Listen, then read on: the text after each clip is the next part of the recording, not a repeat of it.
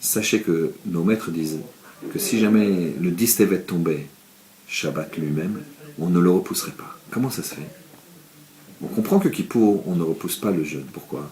Parce que Kippour, c'est un jour d'espoir, où on efface nos fautes. Et un jour d'espoir, il faut jeûner le jour en question, parce qu'il y a de l'espoir. Mais un jour où il n'y a pas d'espoir. Les jours comme Tisha B'Av, il n'y a pas d'espoir. Donc quand Tisha B'Av tombe Shabbat, on le reporte. Quand le 17 Tammuz, on le reporte. Quand ça tombe, tous les autres jeûnes, s'ils tombent Erev Shabbat, on les reporte. Comment se fait-il que le 10 Tevet, on ne le reporte pas? Eh bien, sachez que c'est parce qu'il y a un espoir. Le 10 Tevet est un jeûne extrêmement important.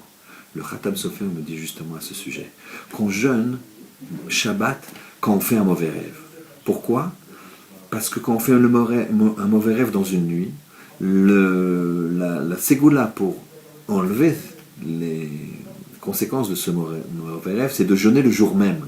Donc il y a un espoir, je jeûne et j'efface ce mauvais rêve. Mais il faut jeûner le jour même, donc si ça tombe dans la nuit de vendredi à Shabbat, on jeûnera pour un mauvais rêve, même Shabbat. Donc quand il y a un espoir, je jeûne, le jour même. S'il n'y a pas d'espoir, je peux reporter, c'est juste technique. Distevet, quel est l'espoir? Le Khatam Sofer nous dit quelque chose d'extraordinaire. L'espoir, c'est quoi? C'est que de la même façon que toute l'histoire de la destruction du Beth Amikdash a commencé là, le Distevet, par juste une approche des armées de Nabucodonosor sur la ville de Yerushalayim. Une approche juste. Il y a un dîne dans le ciel, toutes les années, à chaque Distevet, qui dit: est-ce qu'on commence à approcher les armées d'Hachem pour reconstruire le Beth Amikdash? C'est pour ça qu'on ne reporte pas le jeûne du Distevet, parce qu'il y a un espoir.